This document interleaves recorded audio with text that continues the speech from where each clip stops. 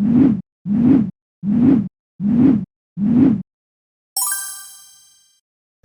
everyone! It's a little bit unusual environment for our podcast. Anyways, it's Winning Stack episode 3. Today we have Guilherme Galaz Tavares. Exactly. Galaz Tavares, yes. It's a Portuguese guy who has a great track of winning and participating hackathons, am I correct? Yeah. Yeah, that's true. And these Portuguese names is always a mystery for me. Anyways, I'm on my trip to learning the Portuguese language. Anyways, our podcast today is about hacks on how to win the hackathons, and we are, as I already mentioned, and very interesting place. We are not kind of online, so offline podcast, and we are in Lisbon. It's some very interesting place. Guilherme, do you know what's a place like? This is the Agriculture University of Lisbon. This is like where they study agriculture. Oh, okay, nice. So, and it's a very high quality agricultural grass we are sitting on. Yeah. And Guilherme, so welcome. Thank you. Yeah, nice. I would like to first start with asking you a question like, what's your business? What's you doing? Okay. So, do you want me to talk to you or like to the? Yeah, as you feel. Like, imagine that it's amphitheater. You just were participating in some panel discussion. Yeah, it's just like speaking if to I had people, more like eyes, camera, it was just like looking at every eyes. Yeah, feel free, like we have in our conversation. Yeah. So basically, I have Cannabud. It's like our business. Basically, Cannabud is a C2 software for the cannabis industry. What does it mean to be a C2 software? It's a software that tracks everything that happens on a cannabis plant, from the seed to when you sell it to a supplier, to a distributor or something. Because this is a very high regulated industry, you need to have a lot of documentation. And we came across an industry that was just using pen and paper, and we thought, well, if they are using pen and paper, come on. It's 2023 at the time, so we thought, let's put it online next to the software. Yeah. What's like major applications of CBD nowadays? Basically, when I say medical, it's with THC, so it's the cannabis that gets you high. But for CBD, like, you have a lot of easing out the pain, for muscular things like anxiety. There are some cases of CBD also with if you have like these frenetic dogs that are like, you give them some CBD and they chill out. To sleep, I would say these are like the most things of CBD. Yeah. Okay, cool. Because right now we are at a cannabis conference here in Lisbon. Yeah. To be honest, from my past life, it's something I cannot imagine. So the world is changing, and I think it's a very important step to develop everywhere we can develop as a humanity. Yeah. And it's lots of people that showing oils. Some grass, some creams, tea, I don't know, beer. It's very nice. Yeah. And when I entered here, you were at panel discussion. Could you say a few words what it was about? It was about research, innovation, and technology on the industry. Basically it was a lot with people from like hemp, and also like some medical guys, and I was the only technology guy there. But it was fun, it was a fun panel, very cool. And do you know any story about this agricultural university? I don't know, maybe you studied here? No, I didn't. I studied marketing, but what I can tell you about these universities is they have one of the best university parties in Lisbon. Really? Yeah, they have huge parties. And that's everything I know about these guys. Cool. And because they are seeing this side, but on the other side, this is kind of a forest around here. So they have greenhouses. They have a lot of plants. So they really have their hands on the agriculture, like it should be. That's everything I know. Yes, that's true, because I was coming here by trottinette. Okay. Like a scooter, and the last 10 minutes of my trip was through the forest, and it's like right in Lisbon, so we're not outside. That's fascinating. We're in the heart. Yeah, that's cool. To be honest, when I was finishing the school, like it's been considered that going to agriculture university is like this, and going to physics is like this. Yeah. What have you been studying? So I studied marketing management in my bachelor, and then in my master's I studied statistics and information management. But when I was driving here, I was thinking like, if I go back to school, I will try to study agriculture, you know. Yeah, we all should do that now. Yeah, because I mean it's like with AI and everything is changing, right? But people are losing more the touch of plants and how to grow plants. Like even these cannabis growers, they all seem so happy growing their weed. So I thought, well, maybe I will learn something about agriculture maybe one day. Yeah. But Yeah, sure. Because your product is really connected to growing something. Yeah. And if I correctly understood, it's something like ERP system that allows to track data. Yeah. It's an ERP system that's connected with sensors, with scales, with printers. But yeah, it's a ERP system. Nice. Yeah. I would like to drop a little to tell a story how we get know Guilherme. Each other, because it's a kind of fascinating story. We will drop out the fact that actually we have the same friend. It's like a CEO of incubator, where I'm passing incubation here in Lisbon. And how do you know Rui Govera as a CEO of Build Up Labs? Yeah, so Rui, when I was having a normal career, and then I was challenged by João Santos, which is like the first founder I had, and we had it was he started my career in hackathons. So basically he challenged me to go to this contest, which is like Polyimprend, which is like a national startup contest. And he said, man, let's go to this contest. I have this idea.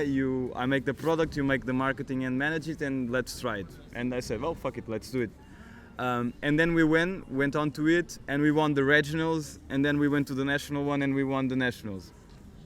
And one of the prizes I think it was the regional one, was like to have HWS credits and incubation in Build Up Labs with Rui. And since then, we were kind of incubated with that project, but we were having other priorities at the time. But we always were like calling Rui and asking him questions, and he was always saying, ditch the service, go full on the product, guys. You have the best team. Just believe in your dreams and just change the product, you know. And that's how we know Rui. Yeah. That's awesome, because to be honest, so finally how I get now Guilherme, I was at Build Up Labs. We had a conversation with Rui, and I told that I would like to make a next podcast episode, and who you can recommend. Yeah, Guilherme, he is a hackathon guy. This is his LinkedIn. I text the message hi Guilherme, would you like to participate in a podcast? The first response is, yes, but not today. Can we do it tomorrow? It was 2 months ago, but anyways, now finally we did it. At the conference you have a stand. That's a really awesome environment. I think that is great experience for me to record a podcast outside, so thank you very much for this awesome idea. Yeah, that's really crazy. So I think it's a very great place to switch talking to you about hackathons. And approximately how many have you participated in your life?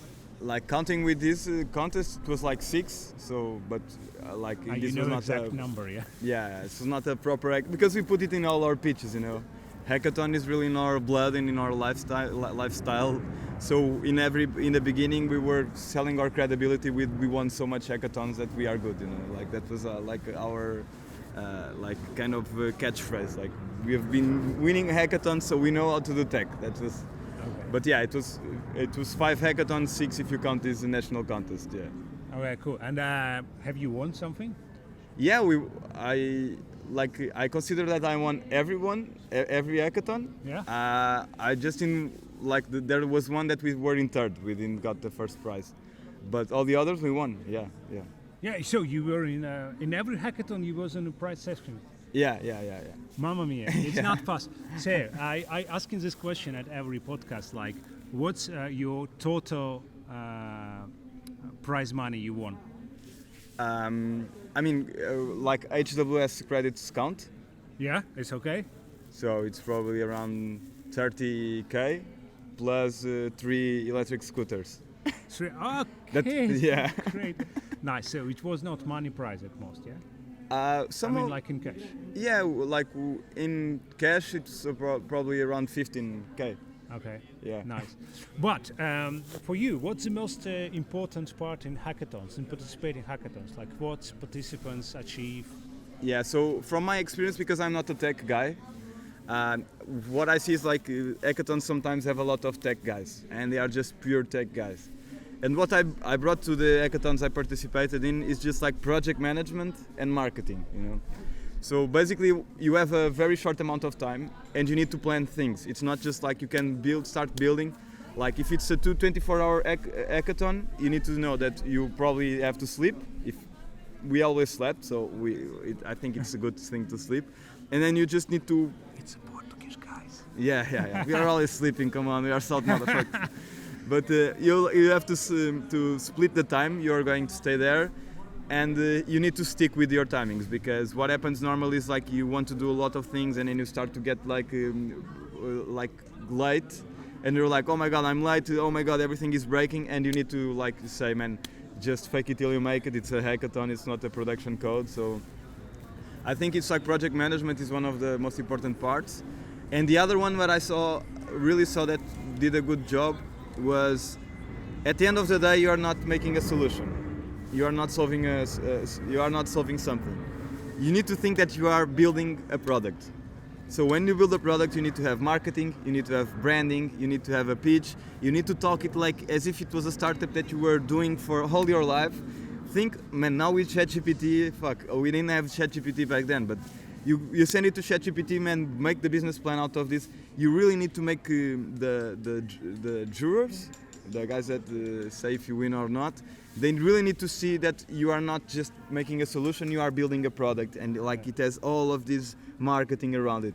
So I think that's the two parts, like project management and having like a product. And maybe a third one, which is don't try to make everything. Like focus on one feature that is the most important one, and if you have time, you just keep adding fluffy stuff. But focus on one feature that it's the one that's the center of the solution, and stick to it. Yeah, cool. Greetings to Willi Toiviainen, who was saying that during the hackathon you should not have any manager in a team. It's from our episode 1. Okay. Yeah. Anyways, that's great. Anyways, like you participate in a hackathon, yeah? You performed all these life hacks, and I don't know.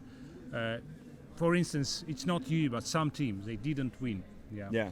But what they get from the hackathon? Yeah. How hackathon improve you? Yeah. So I think like it's like you learn like from every step. Like if you look at hackathon and if you look at modern developing, like a startup or a company, they should have the hackathon mindset, which is like if you want to test out something, you go full on that, you put all the energy, you make the thing happen, and you start to see the mistakes as fast as possible, you know. And I think that's one of the biggest lessons I see from hackathons is it's very similar to a high-speed development environment.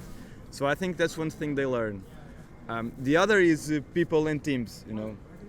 Like looking around, what we had was like we had a very strong team. Everybody had their like the roles very set up.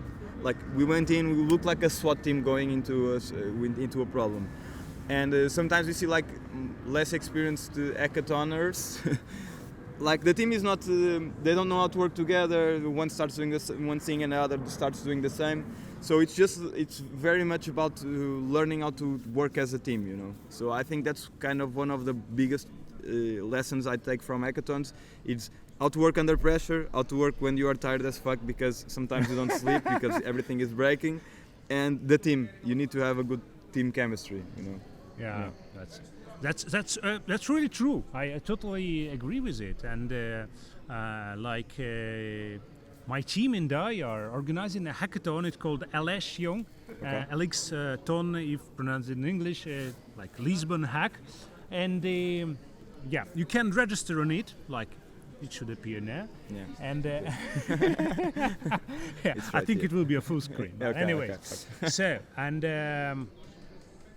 If you would organize a hackathon, like you be in my place, What will you do first to attract participants to join your hackathon? Okay, I think that's a very good. I think that like this might be a little brutal, but you need to have good prizes. You know. Good prizes, yeah. Yeah. Okay. I think like yeah, the hackathons where I saw more like guys were like, fuck, we need to win this. Like they had very good prizes, like either money or giving out some stuff. And then I think it's just about like making a good experience for the people that are there, you know. Like we've been to some hackathons where like it's like you have 100 participants and we have beds, but it's only 10, you know. So there was guys sleeping everywhere, like like you need to have like to make sure that the guys that are there they have a good experience. But if it was one tip, it would be like get good prizes and also good challenges, because sometimes the like we see these hackathons, for example, if it's a company organizing the hackathon, I don't know, let's say it's Uber. Like you are having an hackathon about Uber, like you can't make, I don't know, Tesla, you know? Yeah. You are stuck to something so strict that you are not allowing these guys to be creative and to create things that get you, wow, how is this? So I'll say like get these challenges that are, either you have multiple challenges or have challenges where people have time for interpretation, the space for interpretation, and to create something like extraordinary, you know? Yeah. And like, I know hackathons sometimes, some hackathons are allowed to participate in several challenges. Some hackathons are focused on like you pick challenge and allowed to work only on this. Yeah. And they say, what do you prefer? Like what we always do is like you pick one challenge, but because we had this like because of our track record, we were at sometimes like we were sticking with one challenge, but to impress the jury, like sneaky doing a little bit of the other challenges as well, you know. But I think if it's one challenge, you focus you focus on one, and you are more focused, because again it goes back into you are in the time of stress a lot, like you don't have a lot of time, so you need to focus. If you have to focus on 3 different things or 4 or 5, it becomes harder, you know. But so sure. For us it will be like to focus on one. Yeah. So if you are willing to make a startup, but you're in the very beginning of your path, maybe you finish in high school or university, so would you suggest to participate in hackathons, or would you suggest to avoid them? Yeah.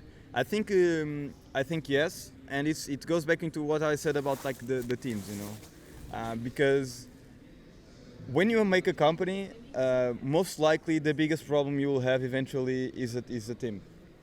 So with hackathons, you if you don't have a team, you meet the guys from this team, and then you go to one hackathon and then 2 and 3 and 4, and you start to see like how these guys work.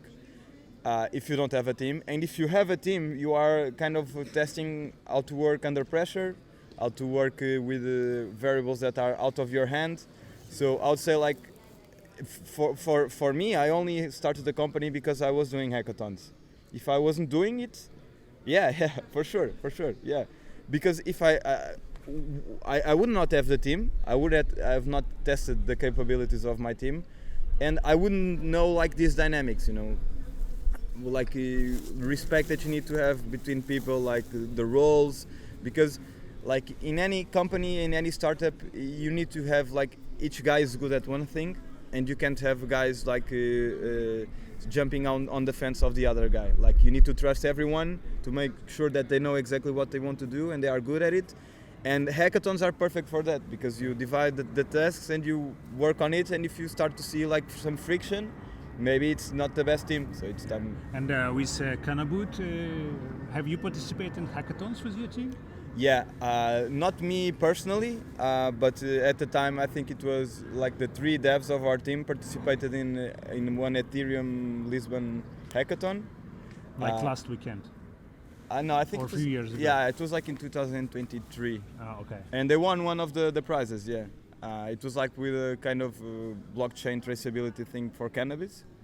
But with our solution, we can't. I mean, we can't really participate in a hackathon because we are not building it there. Yeah, maybe sure. we are building. We could go there and build some features. But the thing is, when you start to have a startup, you start to have traction. You have a whole backlog. You have clients calling. like the hackathons start being something that takes some time. Although we've talked with the senior developers and we have this thesis that you should try to do at least one a year, as a team, because you are focused on one thing all year, and then in that time you have a time to go to another thing. Maybe you'll learn. Maybe we are in cannabis now, but if we go to a Uber hackathon, we'll learn something about something that we are not using. So I'll recommend like startups, even if you are working, to go to hackathons. But nowadays it's been hard in these stages where we are. Yeah. I would say that it's like a coaching advice. Yeah, if you would like to transform, you need to think outside of the box. To think outside of the box, you need to disrupt normality, like doing something. For sure. Differently. Yeah, for sure. But I have this this funny story. Like when we were in Cannabud, we were at a point where we had to start integrating with scales and printers.